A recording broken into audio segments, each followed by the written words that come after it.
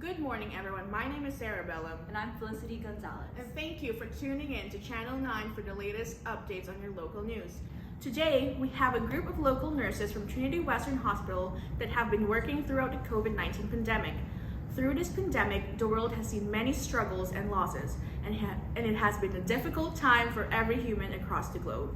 This pandemic, however, has made a significant impact on the mental health of our nurses and healthcare workers. Today, they are in the studio to talk about the effects this pandemic has had on our nurses and what we can do to help. Thank you so much for having us. I'm Jalen Brown. I'm a registered nurse. I'm Jenny Chan. I'm a registered nurse and a nurse manager. I'm Tara Smith, and I'm a registered nurse. As you said, this pandemic has put so much stress on our healthcare system, and the nurses are taking the brunt of it. Since the start, we have faced increases in patient admits, distressed families and staff, and not enough beds, supplies, or personal protective equipment for our staff.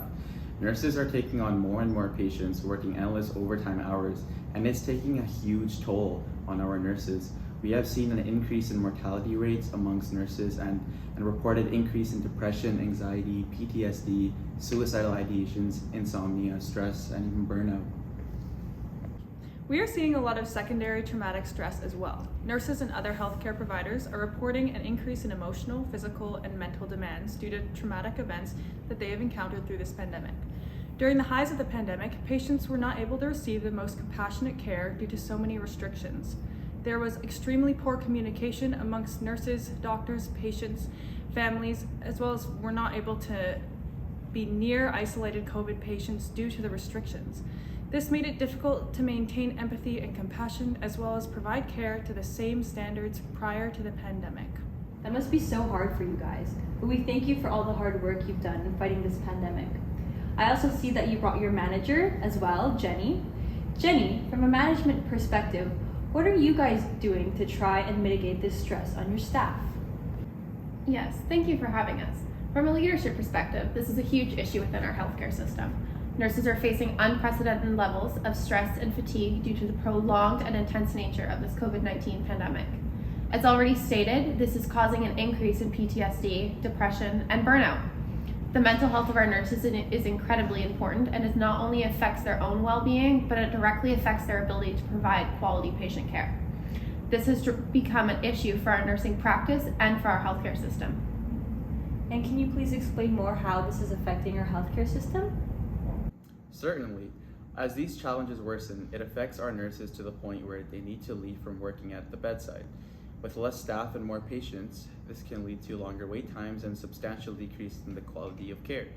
By addressing the stress and mental health of our nurses now, we aim to support our nurses by providing resources to build resilience and effective coping mechanisms, as well as providing solutions to the unmanageable workloads nurses are facing.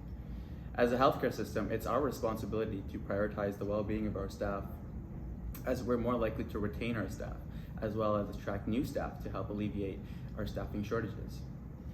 For myself, being in a leadership position, it's my responsibility as a leader to show care for my staff and take the proper steps to help manage the crisis and support my staff through it. Nurse leaders must effectively manage the crisis-induced stress and fatigue among their teams by implementing strategies to support mental health and prevent burnout amongst their staff. If we invest in our staff, setting them up for success, this will lead to less staff turnover and create a foundation for long-term workforce resilience. As well, nursing leaders recognize the correlation between nurse well-being and positive patient outcomes. To ensure we can maintain high-quality care standards, we need to make sure that the mental health and well-being of our nurses is a top priority. So Jenny, what leadership approaches and qualities have been beneficial as a manager on the unit during the pandemic? The approach of being a leader during a difficult time is to ensure that you care for the nurses as well as the patients. As I said before, nurse well-being can affect patient outcomes. It is important as a leader to show that you care for the well-being of your staff. The approaches I use were implementing mental health services, integrating protective factors like increased infection control precautions, and maintaining effective communication.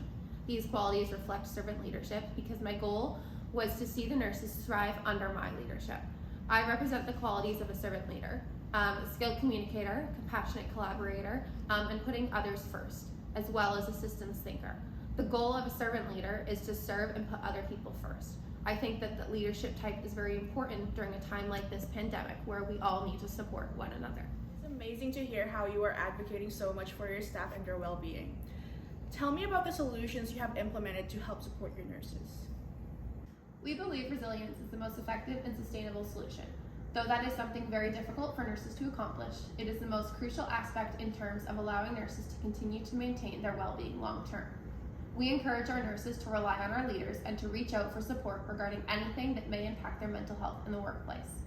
We also encourage a fair division of work and putting a strong emphasis on teamwork. Lastly, we want to enforce building trust in our unit. This involves healthcare staff being able to find the balance between sharing important, meaningful, and relevant information with coworkers to allow for effective collaboration and competent patient care. What else needs to be done within the healthcare system to allow you to function adequately? We look at how the system can be adjusted to help nurses function better. Overall, better communication protocols can definitely be much more helpful. This also brings in the idea of fast feedback mechanisms so there's no delay in addressing concerns. Digital mental health assessments for nurses is also something that the healthcare system should consider implementing, as for some people, reaching out via phone is sometimes much easier than talking and reaching out in person. Along with that, I think just more PPE. We can never go wrong with that, as we find that it also allows nurses to feel much more mentally at ease when knowing there's enough infection protocol measures in place to ensure their safety and their family safety when they go home. It really looks like you have been doing research and finding what's lacking in the system. Your staff must really admire your initiative, voice, and enthusiasm in advocating for your mental health needs. Is there anything else that bedside nurses can do to mitigate these problems? For example, any specific interventions? Well, now that you mention it, we've actually just implemented a system called Trauma and Resilience Informed Practice, or TRIP, on our unit. This program allows people to reduce the effects of past and current experiences of trauma and prevent re-traumatization through recognition, realization, and response. There are 4 principles in the whole framework where we focus on safety and trustworthiness, opportunities for choice, collaboration, and strength-based connection making. We also focus on taking everyone's cultural, historical, and gender issues into consideration when providing support to enhance the well-being of our healthcare providers. This program allows individuals receiving help to take part in a compassion-based strategies to support their resilience and boost self-compassion.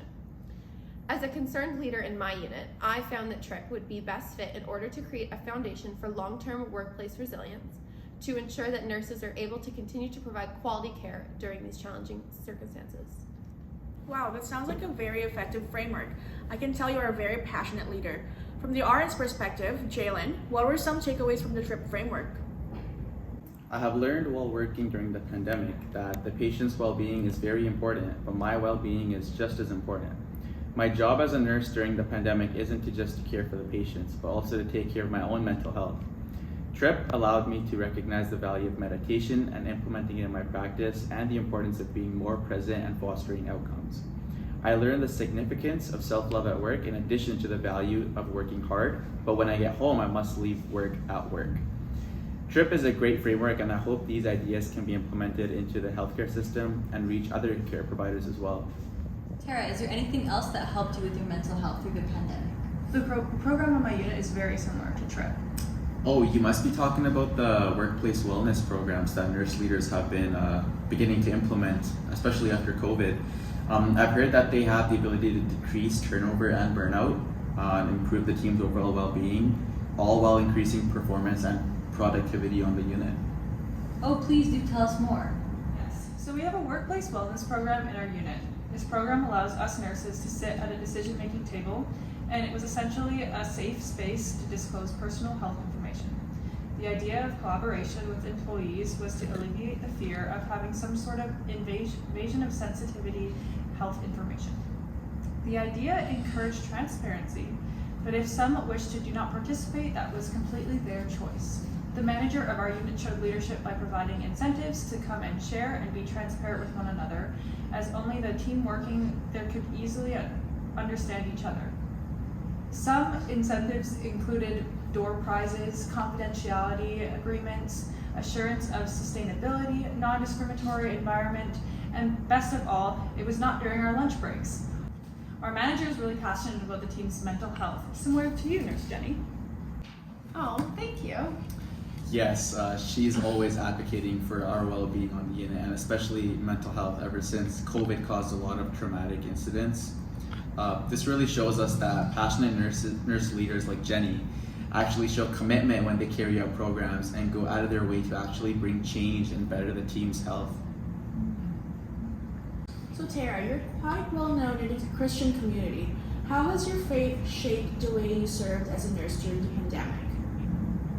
My faith plays an integral role in how I serve as a nurse. During the pandemic, I found it was difficult to give my clients my all because I was mentally and physically exhausted. However, I found refuge in my faith and was encouraged to take care of all aspects of myself, especially my mental health. It is written that our bodies are temples of the Holy Spirit, and we as Christians are to be transformed by the renewing of our mind.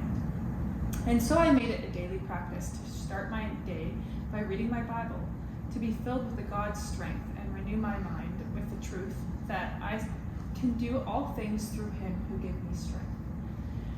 My spirituality allowed me to care for my clients better because I was revitalized by my faith.